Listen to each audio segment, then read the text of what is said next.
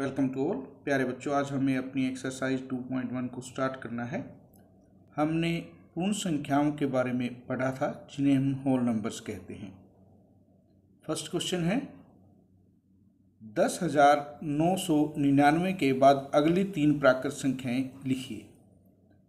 जैसा कि हमने देखा था कि हमारी जो प्राकृत संख्याएं हैं वो अनगणित हैं और कोई भी प्राकृत संख्या दी हुई संख्या में एक जोड़कर प्राप्त की जाती है। सबसे छोटी प्राकृत संख्या एक है। यदि एक में एक जोड़े दो, दो में एक जोड़ा तीन, तीन में एक जोड़ा चार, इस प्रकार हम अगली प्राकृत संख्या प्राप्त करते हैं। 10,999 के बाद अगली तीन प्राकृत संख्याएं हमें ज्ञात करनी है। सबसे पहले हम इसमें एक जोड़ेंगे तो हमें 11,000 प्राप्त होगा। ये पहली प्राकृत संख्या है। यदि हम 11,000 में एक जोड़ें तो ये अगली प्राकृत संख्या होगी और 11,001 में एक और जोड़ें तो हमें अगली प्राकृत संख्या ज्ञात होगी। तो 10,999 के बाद जो अगली तीन प्राकृत संख्याएं हैं वो 11,000, 11,001 और 11,002 हैं। 10,001 से ठीक पहले आने वाली तीन पूर्ण संख्याएं लिखिए।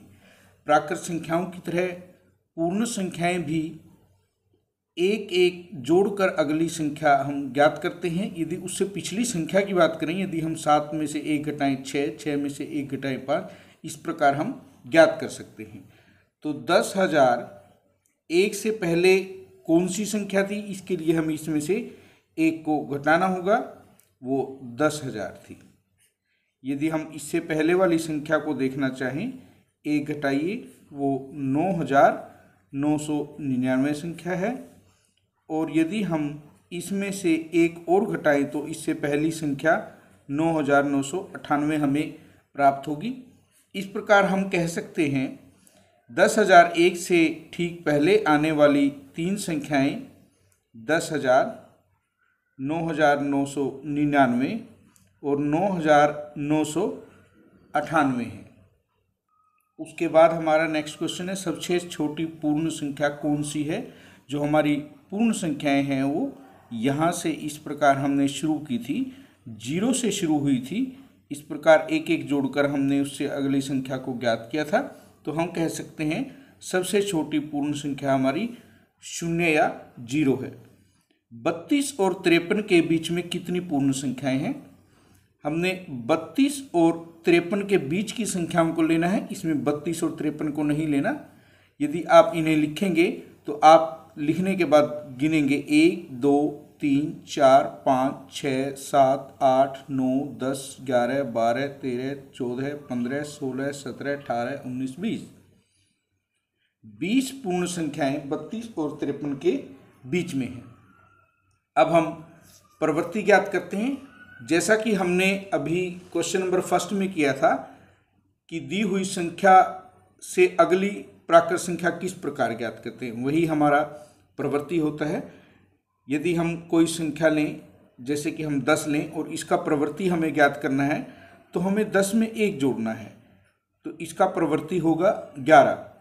यदि हमारे पास 598 है और हमें इसका प्रवृत्ति ज्ञात करना है तो यदि हम इसमें एक जोड़ दें तो ये इसका प्रवृत्ति जो है 599 होगा। इसी प्रकार हमें ये संख्याएं दी हुई हैं जिनके प्रवृत्ति हमें ज्ञात करने हैं। सबसे पहले हमें दिया हुआ है संख्या जो दी हुई है उसका प्रवृत्ति हमें ज्ञात करना है। यहाँ पर हम इस संख्या को एक जोड़ने के लिए सीधा ही कर सकते हैं। यहाँ देखिए लास्ट में 701 हमारे पास है, तो हम इसमें जब एक जोड़ेंगे तो ये 702 बन जाएगा। यहाँ पर हमारे पास संख्या है इकाई, दहाई, सैकड़ा, हजार, 10,000, लाख, 10 लाख। 10,99,999। तो जब हम उसमें एक जोड़ेंगे 11 लाख हमें प्राप्त होगा। और इसके लिए हमें क्या करना पड़ेगा, 11 लाख में 2 जीरो और आएंगी। उसके बाद हमारे पास है इकाई, दहाई, सैकड़ा, हजार, 10,000, लाख। यहाँ पर हम सीधा ही एक यदि जोड़ दें, इसमें आपको 199 की जगह 200 प्राप्त होगा, और इसमें जब हम यहाँ पर एक जोड़ेंगे तो 70 की जगह हमारे पास 71 होगा। 234, 56, 71, इस प्रकार हम दी हुई संख्या का प्रवृत्ति ज्ञात करते हैं। नेक्स्ट क्वेश्चन जो हमारा है उसमें हमें पूर्ववर्ती ज्ञात करना है, जिसे हम इंग्लिश में प्रीडिसेसर कहते हैं। जैसे कि हमने ऊपर 10 का प्रवृत्ति ज्ञात किया, उसमें हमने एक जोड़ा था। यदि 10 का हम पूर्ववर्ती ज्ञात करें, पूर्व का मतलब पहले वाला, तो हमें उस दी हुई संख्या में से एक घटाना होगा। जो संख्या हमें प्राप्त होगी वो उसका पूर्ववर्ती होगा। यदि हम यहाँ 598 का पूर्ववर्ती ज्ञात करना चाहें तो हमें 598 में से एक घटाना होगा और 597 हमारा पूर्ववर्ती होगा। हमें संख्या दी गई है 94, हमें इसका पूर्ववर्ती ज्ञात करना है, तो 94 में से एक को घटाना है, हमें जो संख्या प्राप्त होगी वो 93 होगी। ये संख्या इसका पूर्ववर्ती है।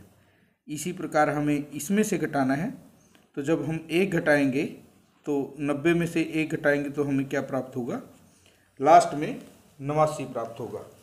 इसी प्रकार हमारे को दी संख्या है 10,000, एक उसमें से जब हम घटाएंगे 9,999 पूर्ववर्ती होगा।